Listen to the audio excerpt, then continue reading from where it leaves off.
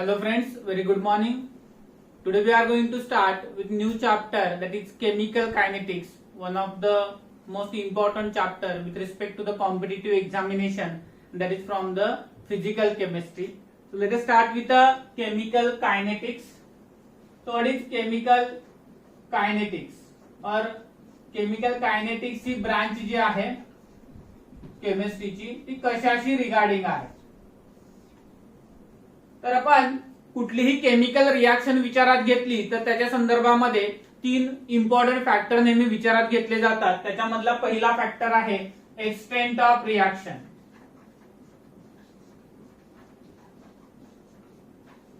दुसरा फॅक्टर आहे feasibility of reaction आणि तिसरा फॅक्टर आहे याच्यामधला रेट ऑफ रिएक्शन. तर आपल्याला आठवत असेल की आपण केमिकल इक्विलिब्रियमचा जो लेसन होता त्याच्यामध्ये आपण extent of reaction on the basis of values of K predict केलेला होता. म्हणजे रिएक्शन एक्झॅक्टली किती प्रमाणात कंप्लीट होते हे आपण कशावरून सांगितलेलं होतं, तर इक्विलिब्रियम टॉपिक मध्ये आपण लर्न केलेलं होतं. त्यानंतर आपण थर्मोडायनामिक्स जो टॉपिक पाहिलेला होता, या थर्मोडायनामिक्स टॉपिक मध्ये आपण काय केलेलं होतं बाळांनो, तर एंट्रॉपी आणि एन्थाल्पी या टर्म बघितलेल्या होत्या. त्याच्यावरून आपण ती रिएक्शन कंप्लीट होईल का, under given set of conditions दिलेली रिएक्शन कंप्लीट होईल का, याचा स्टडी आपण कशामध्ये केलेला होता, थर्मोडायनामिक्स मध्ये केलेला होता. आणि आज आपण जो टॉपिक चालू करणार आहे कायनेटिक्स, त्याच्यावरून आपल्याला कशाचा स्टडी करता येणार आहे, रिएक्शनच्या रेटचा स्टडी करता येणार आहे. तर कोणत्याही रिएक्शनसाठी जे तीन फॅक्टर इम्पॉर्टंट असतात बाळांनो, ते तीन फॅक्टर कुठले आहेत, extent of reaction that learn in equilibrium, feasibility of reaction we learn in thermodynamics, and now we are going to learn rate of reaction. So let us start with the kinetics. So kinetics is a branch of chemistry which deals with the study of rate of reaction, factors affecting rate of reaction,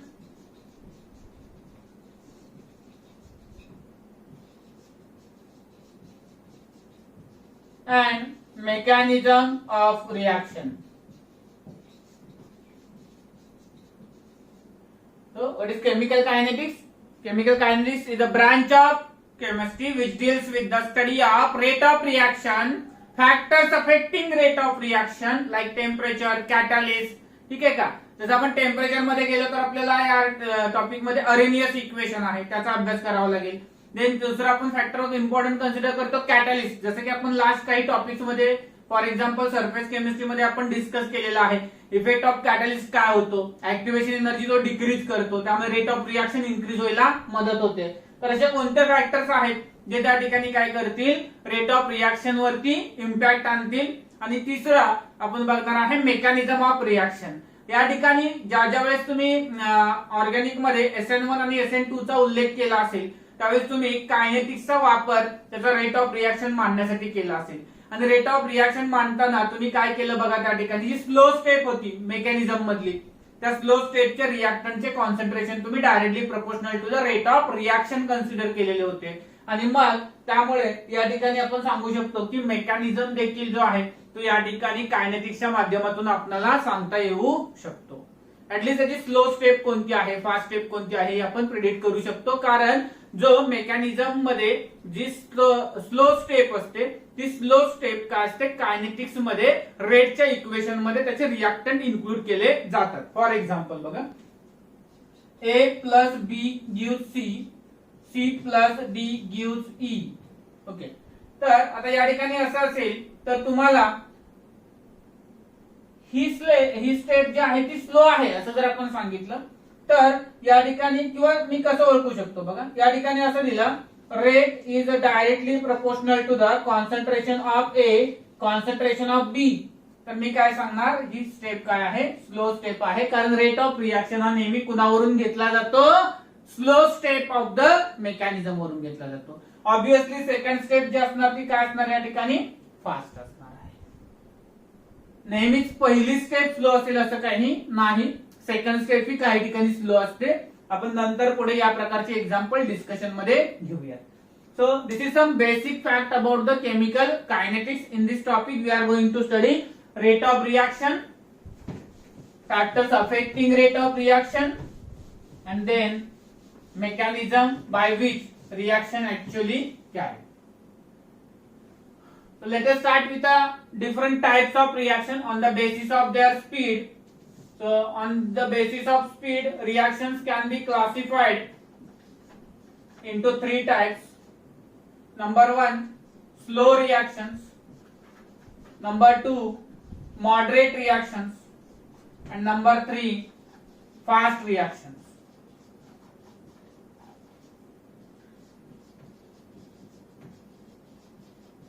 Can anyone tell me at least one example for the slow reaction? थोडं think करा मनामध्ये. कुणाला विचार करता येतो का बघा या ठिकाणी. फास्ट रिएक्शन कोणती असेल, स्लो रिएक्शन कोणती असेल, प्रत्येकाचं एक एक एक्झाम्पल आपल्याला सांगता येते का बघा. जसं की एकदम स्लो रिएक्शन आहे, फार स्लो रिएक्शन आहे. आपल्या अवतीभोवती रेनी सीझन चालू आहे. काय प्रिडिक्शन येते का बघा आपल्याला. आपल्या घराच्या खिडक्या बघा, खिडकीमध्ये आपल्याला काही प्रॉब्लेम वाटतोय का. यस, काय होतंय, रस्टिंग चालू आहे. बरोबर. हे रस्टिंग काय एकदम होतं का एका दिवसामध्ये, एका मिनिटामध्ये नाही. So rusting of iron is a very slow process. It will require lot of time. Then fast reaction.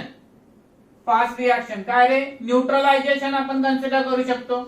Neutralisation जसं की आपण ऍसिड प्लस बेस ऍड केला, इमिडिएटली काय तयार होतो बाळांनो, सॉल्ट प्लस वॉटर फॉर्म होतो.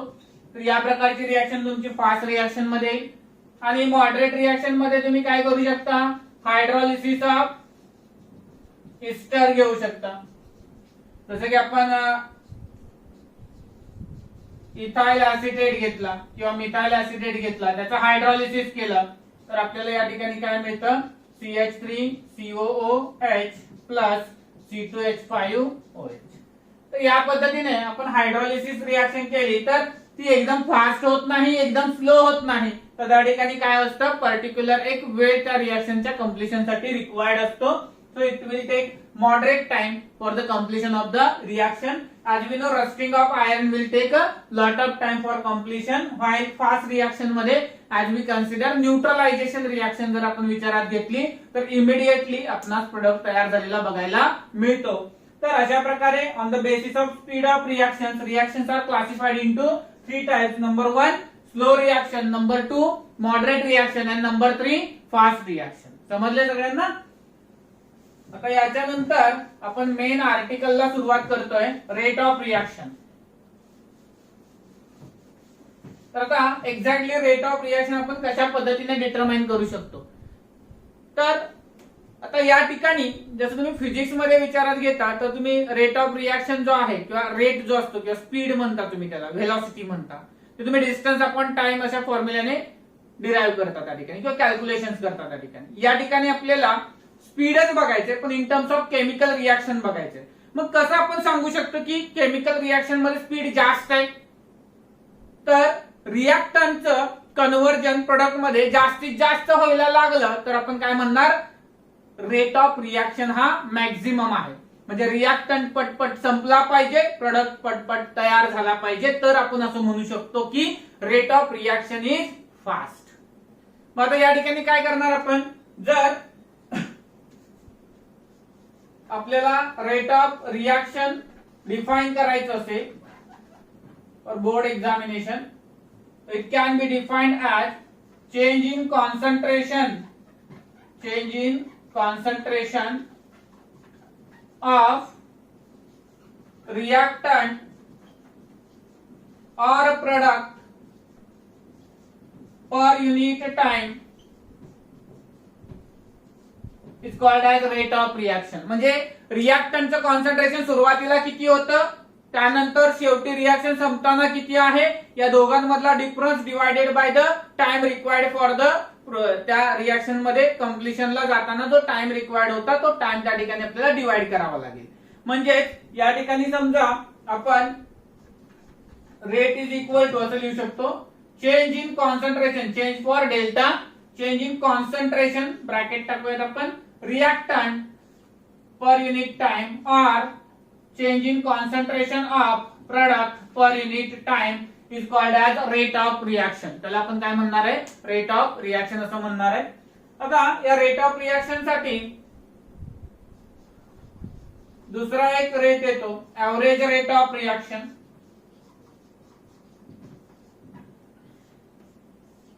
आता एव्हरेज रेट ऑफ रिएक्शन देखील याच्यासारखाच आहे, परंतु आपल्याला काय करावं लागतं? Change in concentration of reactant upon या ठिकाणी आपल्याला काय घ्यावं लागणार आहे? तर चेंज इन टाइम घ्यावा लागणार आहे, कारण एव्हरेज काढायचे आपल्याला. सो त्या दोन टाइम इंटरवल मध्ये सपोज आपण असं घेतलं, एखादी रिएक्शन कॅरी करायला सुरुवात केली आणि त्याचे रिडिंग घेतले आपण 0 मिनिटला. इथे आपण टाइम इन मिनिट घेऊयात. 0 minute, 5 minute, 10 minute, 15 minute, 20 minute असं घेतलेलं आहे. त्याच्यानंतर या ठिकाणी कॉन्सन्ट्रेशन आहे कुणाचं? रिएक्टंटचं. सपोज हे इनिशियली 100 होतं, नंतर हे या ठिकाणी 90 झालं, 80 झालं, 70 झालं, 60 झालं. ठीक आहे. आणि तुम्हाला काय विचारलं की एव्हरेज रेट फाइंड करा, आणि तुम्हाला देताना 5 आणि 20 मिनिट साठीचे रेट्स दिलेले. तर तुम्ही काय करणार त्या ठिकाणी? 90 मायनस 60 अपॉन 20 मायनस 5. लार्ज मधून स्मॉल व्हॅल्यू वजा करा, कारण रेट हा कधीही निगेटिव्ह नसतो. ठीक आहे. त्यामुळे या ठिकाणी तुमचं जे आन्सर आलं ते काय येणार? 30/15. सो या ठिकाणी तुमचा रेट ऑफ रिएक्शन किती येणार? 2 येणार. तर या केसेस मध्ये काय लक्षात ठेवलं पाहिजे आपण? तर एक ज्यावेळेस केमिकल कायनेटिक्सचा एक्सपेरिमेंट आपण लॅबोरेटरीमध्ये कंडक्ट करतो, त्यावेळेस अशा प्रकारे आपल्याला पर्टिक्युलर टाइम ऑफ इंटरवल नंतर रिडिंग घ्यावी लागतात. आणि जी रिडिंग घेतलेली आहेत आपण त्या रिडिंग नुसार आपल्याला काय करता येईल? आता रेट ऑफ रिएक्शन सांगितलं 5 मिनिटला कॅल्क्युलेट करा. तर तुम्ही काय करणार? 100 मायनस 90 डिवायडेड बाय 5 मिनिट साठी कॅल्क्युलेट करायला सांगितलं फक्त. आणि काय कॅल्क्युलेट करणार तुम्ही? Rate of reaction. पण तुम्हाला सांगितलं 5 आणि 20 साठी average rate of reaction calculate करा. तर तुम्हाला काय करता येईल? 5 चं रिडिंग, 20 चं रिडिंग, त्याचा चेंज कॅल्क्युलेट करा divided by change in time घ्यावं लागेल जर मला एव्हरेज कॅल्क्युलेट करायचे तर. आणि जर मला नॉर्मली फक्त रेट ऑफ रिएक्शन विचारलाय तर क्वेश्चन मध्ये पर्टिक्युलर एक टाइम दिला जाईल, त्या टाइम साठीचाच रेट ऑफ रिएक्शन कॅल्क्युलेट करायचा आहे. एव्हरेज विचारलं तर इंटरवल घ्यायचा आहे, टाइम इंटरवल. दोन वेगळे रिडिंग्स असणार आहेत, त्या दोन वेगळ्या रिडिंग मध्ये रिएक्टंट किंवा प्रोडक्टचा कॉन्सन्ट्रेशनचा पण डिफरन्स घ्यायचा आणि टाइमचा पण डिफरन्स घ्यायचा. Are you getting? Okay. Then या ठिकाणी या पद्धतीने आपण average rate of reaction determine करू शकतो. आणि त्यासाठी आपल्याकडे आता डेल्टा हा सिम्बॉल आपण वापरलेला आहे. आता या ठिकाणी एखादी रिएक्शन जर आपण घेतली तर त्याच्यासाठी नक्की exactly average rate of reaction आपण कशा पद्धतीने मांडू शकतो?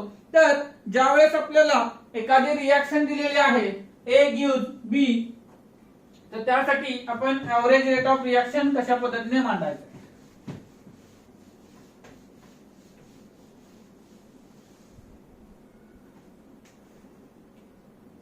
A गिव्स B, त्याच्यासाठी एव्हरेज रेट ऑफ रिएक्शन मांडायचं आपल्याला.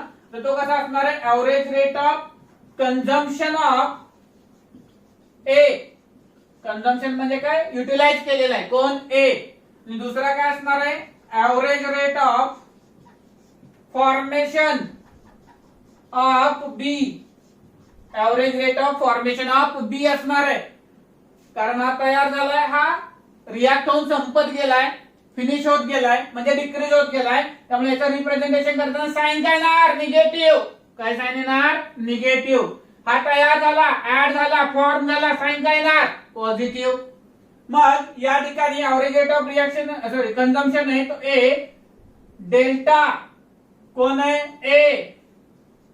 Change in concentration upon delta T येणार. इथे काय येणार? Sorry, delta concentration of B upon delta T. आता थोडं स्टॉइचियोमेट्रिक कोएफिशिएंट घेतलं तर काय येतं बघूयात आपण. या ठिकाणी जर मी 2A गिव्स 3B असं घेतलं असतं तर हे कोएफिशिएंट कायनेटिक्स मध्ये मांडण्याची प्रथा अशी आहे 1/2, म्हणजे त्याच्या डिनॉमिनेटरला घेतले जातात, प्लस 1/3. समजतंय का बघा सगळ्यांनी? तर या ठिकाणी आपण नॉर्मली मांडण्याची प्रथा आहे. मी या ठिकाणी सांगितले तुम्हाला. आता ज्यावेळेस आपण न्यूमरिकल सॉल्व्ह करू त्यावेळेस अशा पद्धतीचं कंपॅरिझन आपल्याला घ्यावं लागतं if stoichiometric coefficient is present. Then what is average rate of reaction. So average rate of reaction काय असू शकतो, minus delta concentration of A upon delta T असू शकतो, किंवा तो असू शकतो plus delta concentration of B upon delta T एवढा असू शकतो. म्हणजे कोणताही एकाचा तुम्ही डिटरमाइन केला तर तो काय असणार आहे, तुमचा ऍव्हरेज रेट ऑफ रिएक्शन असणार आहे. इथे आपण average rate of consumption of A determine केला, average rate of formation of B determine केला. आता आपल्याला average rate of reaction determine करायचं असेल तर या दोघांपैकी एक इन्क्लुडिंग त्याचे स्टॉइचोमेट्रिक कोएफिशियंट घ्यायचे. ते घेतल्यानंतर तुम्हाला काय मिळेल, त्याचा एक्झॅक्टली रेट ऑफ रिएक्शन मिळेल. जेव्हा तुम्ही इंडिव्हिज्युअल काढत आहात त्यावेळेस तुम्ही डायरेक्टली हाच फॉर्म्युला वापरायचा आहे. परंतु ज्यावेळेस तुम्हाला ऍव्हरेज रेट ऑफ रिएक्शन काढायचं असेल त्यावेळेस त्याचे स्टॉइचोमेट्रिक कोएफिशियंट इथे लिहिणे आवश्यक आहे. एक्झाम्पल ज्यावेळेस आपण कॅल्क्युलेट करू ना त्यावेळेस तुमच्या लक्षात येईल. असं पहिल्यांदा हे काय सांगतोय मी कोएफिशियंट वगैरे हे सहजासहजी थोडंसं लक्षात येत नाही आपल्या, परंतु ज्यावेळेस न्यूमरिकल सॉल्व्ह करू त्यावेळेस नक्की आपल्याला क्लिअर होईल. आता हे झालं आपलं ऍव्हरेज रेट ऑफ रिएक्शन. आता याच्यानंतर अजून एक रेट ऑफ रिएक्शन येतो बाळांनो, इन्स्टंटेनियस रेट ऑफ रिएक्शन. आता हा जो इन्स्टंटेनियस रेट ऑफ रिएक्शन आहे तो इन्स्टंटेनियस रेट ऑफ रिएक्शन जर आपल्याला डिटरमाइन करायचा असेल तर तो आपण कशा पद्धतीने डिटरमाइन करू शकतो, काय कोणी सांगू शकेल का? Instantaneous rate of, what is instantaneous?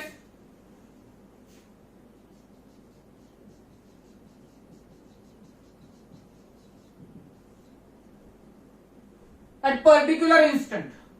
म्हणजे मी म्हटलं की आता इमिडिएटली रिएक्शन चालू झाली आणि मध्येच मला वाटलं कुठेतरी अरे मला आता रेट ऑफ रिएक्शन डिटरमाइन करायचा आहे. So rate of reaction at that particular instant is called as a rate of instantaneous rate of reaction. So rate of reaction at any particular instant is called as rate of reaction. कोणता? Instantaneous rate of reaction. आणि त्यामध्ये फक्त काय केलं जातं बाळांनो, if you से ऍव्हरेजच्या ऐवजी मी instantaneous घेतला तर त्या ठिकाणी काय बदल होतो फक्त बघा, एकदम सिंपल बदल आहे.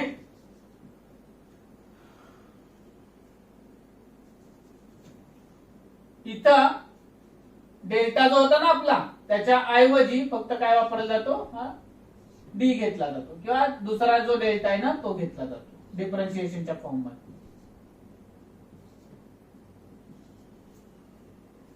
एवढा फरक आहे ऍव्हरेज मध्ये आणि इन्स्टंटेनियस मध्ये. फक्त डेल्टा सिम्बॉल जो आहे तो डी ने रिप्लेस करायचा आहे तुम्हाला. डिफरन्शिएशन आपण कन्सिडर करतो. तो किती आपण रेट ऑफ रिएक्शन पाहिले, normal rate of reaction, change in concentration of reactant और product per unit time, average rate of reaction, change in concentration of reactant और concentration of product per unit time interval.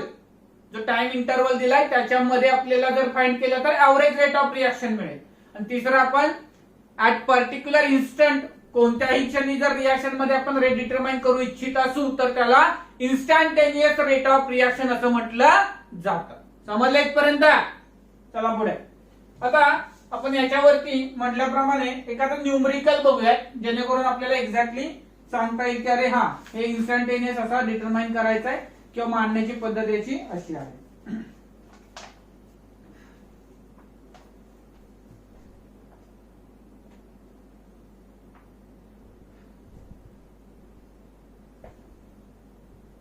Problem number 6.1.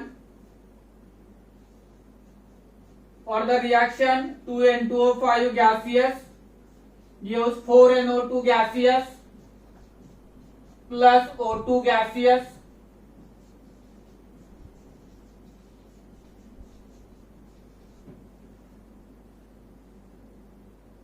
in liquid bromine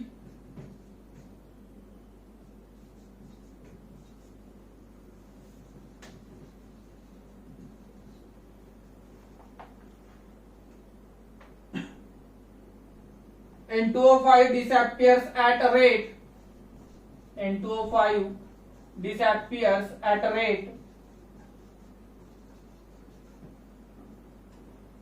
of 0.02 moles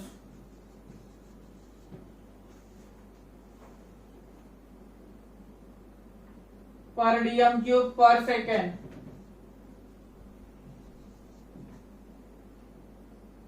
At what rate NO2 and O2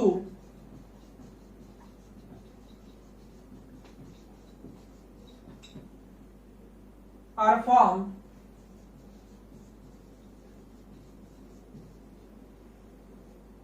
what would be the rate of reaction?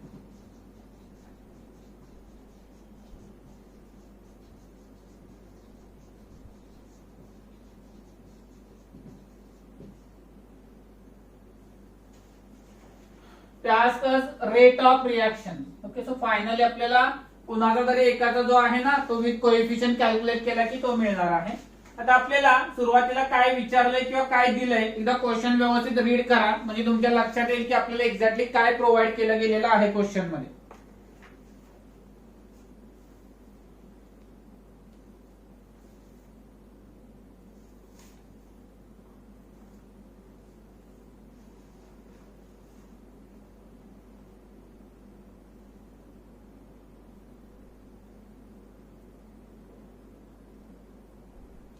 विचार करा given काय काय दिलंय बघा. Rate of disappearance of N2O5 दिलेला आहे तुम्हाला. त्याच्यावरून rate of formation of NO2 विचारलाय.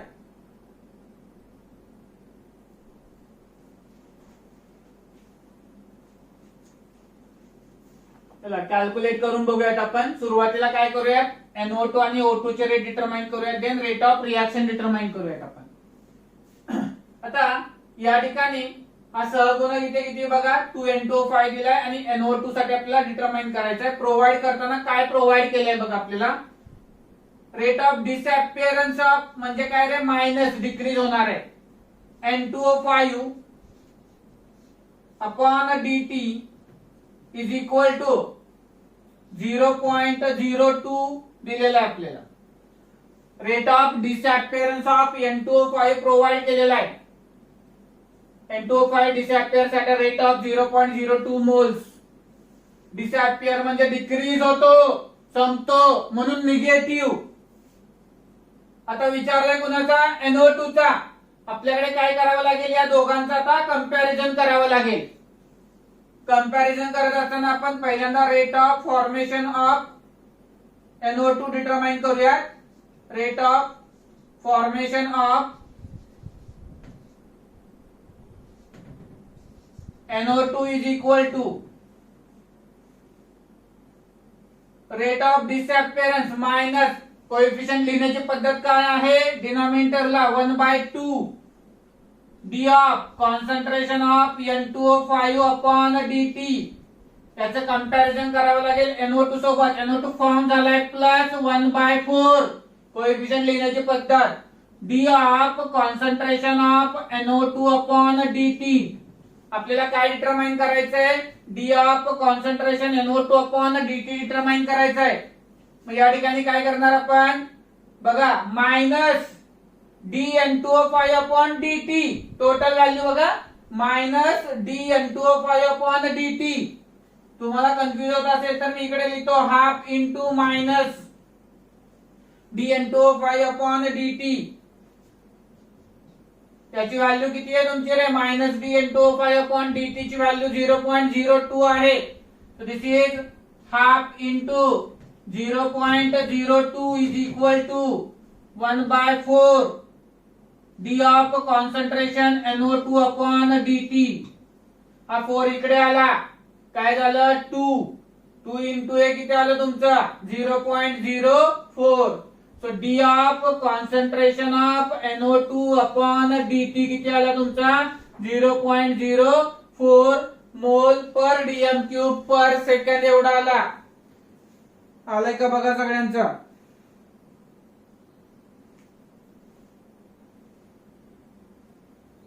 Okay. त्यानंतर दुसरं काय विचारलं आपल्याला rate of formation of O2. Rate of formation of O2 विचारलेला आहे. काय करणार कंपॅरिझन कुणाचंही करा. आता NO2 पण आहे तुमच्याकडे आणि N2O5 देखील आहे, दोघंही आहे, दोघांपैकी कुणाचंही कंपॅरिझन करा तुम्ही. NO2 चं केलं तरी चालेल, याचं N2O5 चं केलं तरी देखील चालेल आपल्याला. इथपर्यंत समजलंय का बघा. पुढची स्टेप काय येणार मग तुमची कंपॅरिझन मध्ये, कुणाशी करूयात, NO2 शी करूयात. Okay, D plus 1/4 D of concentration of NO2 upon dt is equal two plus D of concentration of O2 upon dt. कारण O2 किती आहे, फक्त एकच O2 आहे, त्यामुळे त्याचं 1/1 किती राहणार, 1च राहणार. आता याची व्हॅल्यू तुमच्याकडे आहे किती, D of NO2 upon dt किती आलाय तुमचा, 0.04 आलेला आहे. इथे मी ठेवतो बघा, 1/4 into 0.04 is equal to D of concentration O2 upon dt. Therefore, this will become 0.01 is equal to D of concentration of O2 upon dt. याच्यानंतर म्हणजे हा पण आला तुमचा कोण, D of concentration of O2 upon dt. याच्यानंतर आपल्याला काय विचारलं, रेट ऑफ रिएक्शन काय असेल असं विचारलं. रेट ऑफ रिएक्शन काय असणार बाळांनो, हे सगळे त्यांच्या स्टॉइचियोमेट्रिक कोएफिशियंटच्या फॉर्म मध्ये मांडा. त्यानंतर प्रत्येकाच्या व्हॅल्यू ठेवा, जे उत्तर येईल ते तुमचं फायनल आन्सर असणार कुणाचं, रेट ऑफ रिएक्शनचं. मी घेतो या ठिकाणी. इथपर्यंत कळालंय का बघा सगळ्यांना. अजून एखादं एक्झाम्पल घेऊ आपण, ज्यामध्ये अजून क्लिअरिटी येईल तुम्हाला.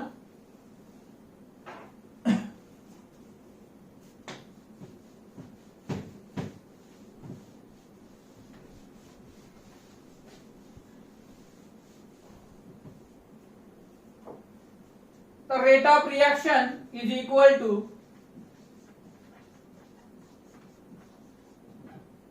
आयदर असा असू शकतो -1/2 D concentration of N2O5 upon dt किंवा +1/4 D concentration of NO2 upon dt किंवा +D of concentration of O2 upon dt.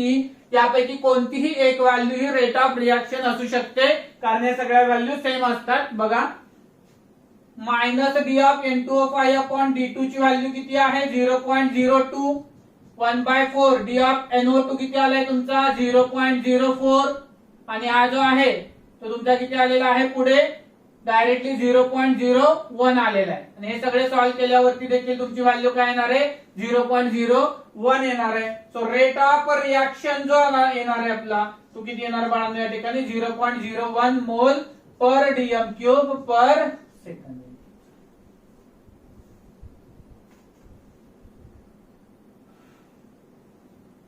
ठीक आहे, समजतंय. अजून एक एक्झाम्पल घेऊ आपण, जेणेकरून अंडरस्टँडिंग अजून क्लिअर येईल तुम्हाला त्याच्यामध्ये. हे बघा, एकाचं कॉन्सन्ट्रेशन दिलं जातं, त्याचं कंपॅरिझन करून तुम्ही सगळ्यांचं बाकीच्यांचं कॅल्क्युलेट करू शकता.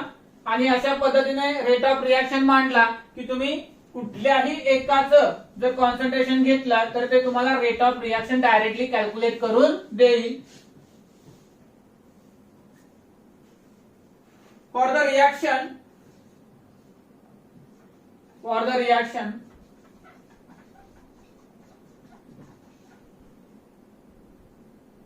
3I minus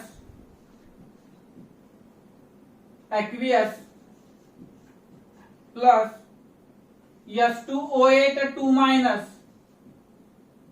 aqueous gives I3 minus aqueous plus 2SO4 2 minus aqueous. Calculate the rate of formation.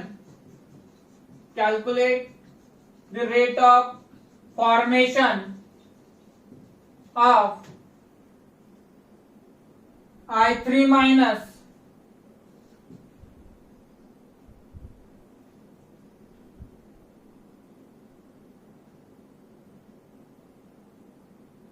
the rate of consumption of I minus, the rate of consumption of I minus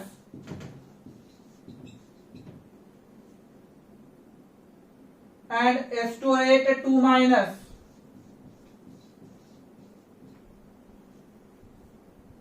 and overall overall reaction and overall rate of reaction, जो आपण मगाशी last step मध्ये calculate केलता तो rate of reaction. If the rate of formation of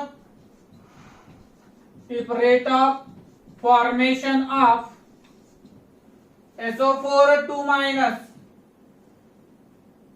is 0.022 moles per dm cube per second. आता या ठिकाणी काय केलं बाळांनो, आपल्याला क्वेश्चन दिलेला आहे बघा. तर क्वेश्चन व्यवस्थित रीड करा सगळ्यांनी.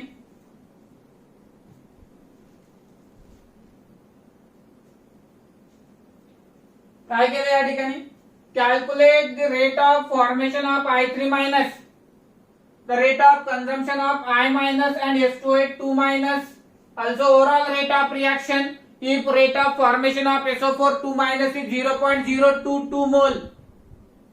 रिएक्शन प्रोव्हाइड केली आहे, तिघांचे रेट्स विचारले, एकाचा रेट दिलेला आहे आणि ओव्हरऑल रेट देखील विचारलेला आहे. ज्याचा रेट दिलेला आहे त्याचा प्रत्येकाशी कंपॅरिझन करा. प्रत्येकाशी, स्वतःशी नाही, रिएक्टंटशी करा. प्रत्येकाशी कंपॅरिझन करा. ठीक आहे. त्याचं कंपॅरिझन केल्यानंतर काय कराल सगळेजण, काय कराल, शेवट एक स्टेप येईल.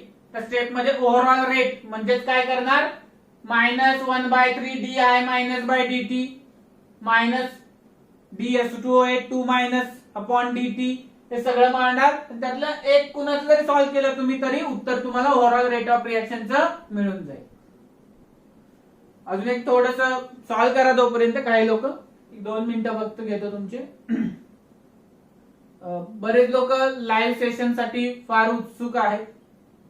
वी ऑल्सो इंटरेस्टेड, बट नेहमी सगळ्यांचा विचार झाला पाहिजे अशा मताचा मी आहे वैयक्तिक. कदाचित माझं मत चुकत असेल थोडं, की बरेचसे आपले विद्यार्थी आहेत ते फार खेडेगावात राहतात, जिथे रेंजचा फार मोठा इश्यू आहे, नेटवर्कचा फार मोठा इश्यू आहे.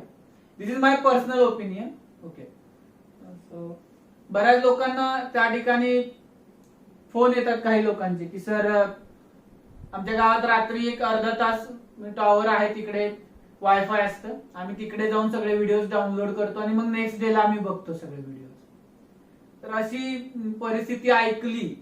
लाईव्ह सेशनचं सगळं प्रिपरेशन आहे, सगळ्या गोष्टी तयार आहेत, पण तो असं झालं की अरे if all persons are not involving in that, मग ते घेणं योग्य आहे का असं वाटल्यामुळे कुठंतरी असं वाटलं की नको, सगळे जर आपली मुलं एकत्र असतील तर मजा जास्त येईल आपल्याला. अपेक्षा आहे की आपण लवकर वर्गात भेटू. त्यापेक्षा जर कंडिशन खूप ड्रास्टिकली पुढे अशाच होत गेल्या तर मात्र मग काही गोष्टी साइड ऑन करून पुढे जावे लागेल आपल्याला. लाईव्ह क्लासेस कंडक्ट करावे लागतील. अजून तरी आपण आशा ठेवूयात की जुलैमध्ये किंवा लास्ट अगदी जुलैच्या किंवा ऑगस्ट मध्ये स्टार्ट होईल सुरुवातीला. सगळ्यांचा विचार करून लाईव्ह क्लासेस अजून फक्त रन नाही करत आहे. ऍडव्हान्सची बॅच एकदम छोटे विद्यार्थी आहेत त्यांचं स्टार्ट केलेलं आहे. तर सगळे आपले जे विद्यार्थी आहेत त्यांनाही प्रॉब्लेम येईल त्याच्यामध्ये असं वाटतंय. जरी नंतर अपलोड केला तरी मग त्यांचं म्हणणं आहे की 2 ऑप्शन होते, की एकतर तसं लाईव्ह लेक्चर घेऊन पुन्हा अपलोड करायचं, पण मुलं म्हणतात की सर मग ते डायरेक्ट अपलोड केलेलं योग्य आहे. कारण लाईव्ह सेशन मध्ये नाही म्हटलं तरी जर आपण झूम थ्रू कंडक्ट करायला गेलो तर त्याच्यामध्ये डिफिकल्टी काय आहे की तुम्ही जे तिकडून तुमच्या साईडने जो ऑडिओ असतो किंवा तुमचे जे नेटवर्क कनेक्शन असतात ना ते मध्ये आधी सारखे डिसअपियर होतात. त्याला कंटिन्युटी नाही झाली मेंटेन की तुम्हाला पण असं वाटणार की अरे काय लेक्चर चाललंय. आणि युट्यूबला लाईव्ह घेताना फक्त कमेंट्स येत आहेत तुमच्या, त्याच्यावरती सारखं लक्ष ठेवावं लागतं. सो माइंड डायव्हर्ट होतं बऱ्याच वेळा. बघूयात, आपण ट्राय नक्की करूयात सगळ्यांसाठी, परंतु सगळेजण येत नाहीत त्याच्यामध्ये, म्हणून थोडंसं दुःख आहे की करूयात का नको या द्विधा मनस्थितीमध्ये आहे. काही लोकांचं फार ठाम मत आहे की घ्याच, परंतु घ्यायला सगळे असले तर जरा जास्त मजा येईल. बरोबर ना? पोलीस समजला असेल सगळ्यांना. घेऊयात आपण, सगळे सोबत असतील तर घेऊयात. हा, एकट्याने किंवा 4-5 लोकांनी मजा नाही यायची आपल्याला. सगळे जेव्हा सोबत येतील त्यावेळेस नक्की घेऊयात. आणि जर फारच ड्रास्टिक कंडिशन झाल्या तर मग जेवढ्या आहेत त्यांच्या सोबत घेऊयात. बाकी मित्रांना सॉरी थोडस, आणि मग त्यांना आपण व्हिडिओज अपलोड करूयात त्याच्यासाठी. Will try at our best. बघू होपफुली काय होतंय पुढे. सगळेच लिगाडे सर, पाटील सर असतील, सगळेजण आमच्या बेस्ट लेवलला आम्ही करायचा प्रयत्न करतोय. कंडिशन्स अशा आहेत की डेली आताही बघताय तुम्ही फार कोविडच्या केसेस वाढत चालले. डेली बऱ्याच लोकांचे फोन येतात, सर कधी चालू होणार कॉलेज. आता हा एकच विषय असा आहे की भोसले सरांच्या हातात नाहीये की कधी कॉलेज चालू होणार. गव्हर्नमेंट ज्यावेळेस गोष्टी सांगेल त्याच्यानंतरच मे बी बातम्या येतील, त्यातच तुम्हाला कळेल सगळं. त्याच्यानंतरच आपल्याला काही रूल्स रेग्युलेशन नुसार कॉलेज सुरू करावं लागेल. सगळ्यांनी सेफ राहा. काल एक तुमच्यापैकी एका स्टुडंटने व्हॉट्सअप केलेला मेसेज होता मला की ज्यावेळेस एखादा बॉलर फार चांगली बॉलिंग करत असतो का नाही, त्यावेळेस आपल्याला काय करणं गरजेचं असतं, रन्स काढणं महत्वाचं असतं की आपली विकेट टिकवून धरणं महत्वाचं असतं. ज्यावेळेस एखादा बॉलर आहे त्याचा फार चांगला स्पेल चालू आहे, फार चांगला इतका घातक स्पेल चालू आहे, बॉल स्विंग होतोय, यॉर्कर टाकतोय, बाउन्सर टाकतोय, सो त्या बॅट्समनचा रोल त्यावेळेस काय असला पाहिजे, नाही मी आता 6 मारायला जातो आणि माझी विकेट देतो, हा रोल असला पाहिजे की मी माझ्या त्या काही बॉलरच्या स्पेसिफिक स्पेल आहे, ओव्हर्स आहेत, त्या मी खेळून काढल्या पाहिजेत. काय रोल असला पाहिजे आपला, त्या बॅट्समनचा पर्टिक्युलर रोल काय असला पाहिजे. सो त्या ओव्हर्स कशा पेशन्सली आपण खेळून काढतोय याच्यात कसब आहे. विकेट देण्यामध्ये काही अर्थ नाहीये. मी काय म्हणतोय हे कळलं असेल. कोविड-19चा स्पेल चालू आहे आणि फार घातकरित्या चालू आहे. अशा वेळेस आपली विकेट टिकवून धरणं हे फार महत्वाचं आहे, रादर दॅन अग्रेसिव्हली काहीतरी करायला जाणं. सो सगळेजण व्यवस्थित असतील तर जे काही नुकसान होणार आहे ते आपण मेहनतीने पुढे भरून काढू, ठामपणे उभं राहू सगळे लोक आपण. परंतु जर आता आपण आपली विकेट टाकली याचा अर्थ काय आहे समजते सगळ्यांना. फार जीव आपला धोक्यात घालून जर आपण कुठली ऍक्टिव्हिटी राबवली तर त्याचे गंभीर स्वरूपाचे दुष्परिणाम आपल्यासह आपल्या कुटुंबियांना भोगावे लागतील. त्यामुळे आपण सेफ राहूयात, घरी राहूयात, काळजी घेऊयात आणि हा स्पेल जो आहे कोविडचा तो खेळून काढूयात. नंतर शेवटच्या 5 ओव्हर 10 ओव्हर ज्या काही मिळतील तिथे आपण 4-6 जेवढे मारायचे तेवढे मारूयात. परंतु आता थोडस संयमाने पेशन्सली घ्या. ओव्हरऍक्ट होऊ नका, डिप्रेस होऊ नका, इरिटेट होऊ नका. आपल्याला हा स्पेल सगळ्यांना खेळून काढायचा. तुम्हाला आहे, मला आहे, सगळ्याच लोकांना हा स्पेल खेळून काढायचा आहे आपल्याला. आणि मला वाटतंय माझे जे सगळे विद्यार्थी आहेत ते तेवढ्या सक्षमतेचे आहेत, खंबीरतेनं हा स्पेल खेळून काढतील याची मला सगळ्यांकडून अपेक्षा आहे. आणि मी एवढीच आशा सगळ्यांकडून व्यक्त करतो. कुठेही कसल्याही पद्धतीचं डायव्हर्जन, डिप्रेशन, इरिटेशन अजिबात येऊन देऊ नका. तुम्ही लिगाडे पाटीलचे विद्यार्थी आहात, भोसले सरांचे विद्यार्थी आहात, तुम्ही सक्षम आहात, खंबीर आहात आणि माझा आशावाद कुठेतरी तुम्ही तुटू देणार नाही याची मी खात्री बाळगतो सगळ्यांकडून. न्यूमरिकल सॉल्व्ह करूयात मग थांबूयात आपण. चला, तर या ठिकाणी फॉर द रिॲक्शन आपल्याला काय सांगितलंय त्यांनी की I- चा S2A 2- चा डिसअपिअरन्सचा रेट डिटरमाइन करायचा आहे आणि I3- चा फॉर्मेशन डिटरमाइन करायचा आहे. SO4 2- चा आपल्याला प्रोव्हाइड केलेला आहे. आता मी हा क्वेश्चन इथून पूछतो कारण आपल्याला कळालाय क्वेश्चन नक्की काय आहे आणि ओव्हरऑल रेट देखील आपल्याला डिटरमाइन करायला सांगितलं.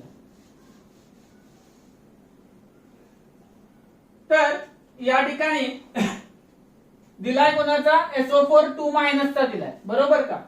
आता SO4 2- साठी आपल्याला इक्वेशन मांडूयात आपण. प्लस डी, बरोबर आहे का, concentration of SO4 2- upon dt हा आपल्याला दिलेला आहे. किती दिलेला आहे त्यांनी, 0.022 मोल्स दिलेला आहे. बरोबर आहे ना रे, चुकायला नको परत. 0.022, येस करेक्ट. आता कम्पेअर करूयात याचं पुन्हा सोबत. पहिला I- चा डिसअपिअरन्स डिटरमाइन करूयात. डिसअपिअरन्स डिटरमाइन करायचं म्हणजे काय, 1/3 into minus D I- upon dt. तर आपल्याला D minus D concentration of I- upon dt determine करायचं आहे.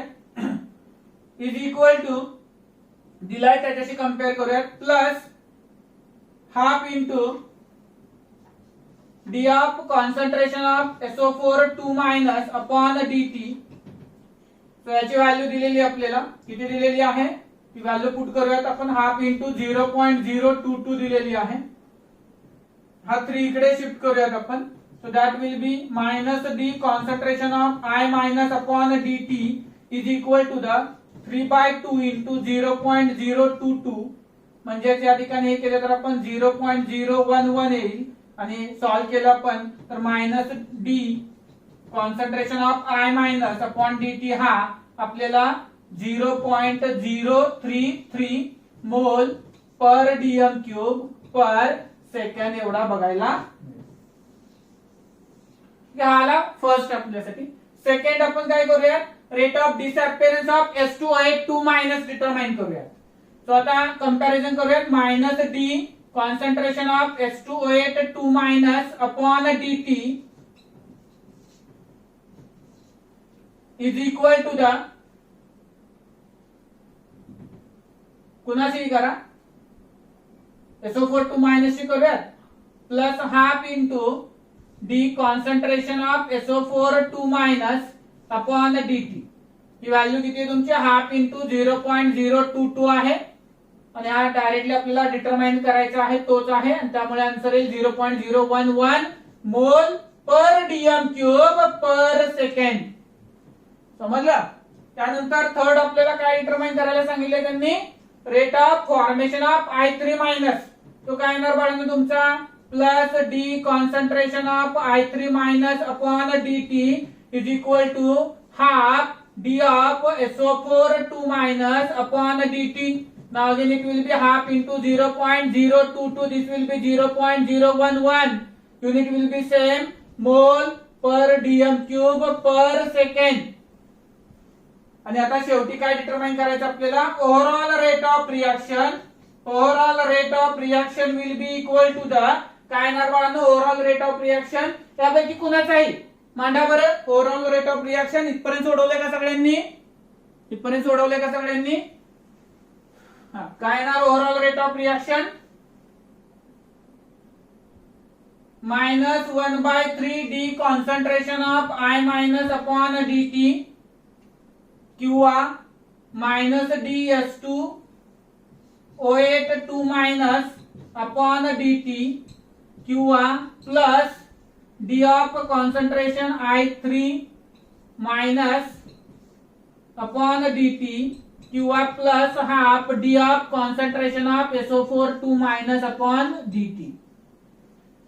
तर यामध्ये जर आपण बघितलं तर आपल्याला याचं उत्तर माहित आहे. ही व्हॅल्यू माहिती आहे आपल्याला. ही व्हॅल्यू माहिती किती आली आपली 0.011 किंवा तुम्ही ठेवून बघा मायनस 1/3 मायनस नाही 1/3 मायनस डी ची व्हॅल्यू किती आहे I मायनस ची 0.033 ही 0.011 येणार half into 0.022. So final answer will become 0.011 mole per DM cube per second. आलं का आन्सर बघा सगळ्यांचं. कळालंय का सगळ्यांना काय आन्सर आलं सगळ्यांचं 0.011 mole per DM cube per second. ठीक आहे समजलं असेल होपफुली. या ठिकाणी एक्सरसाइज मध्ये काही न्यूमरिकल असेल या टाइपचे तर चेकआउट करून घ्या. ठीक आहे थांबूयात आपण. थँक्यू.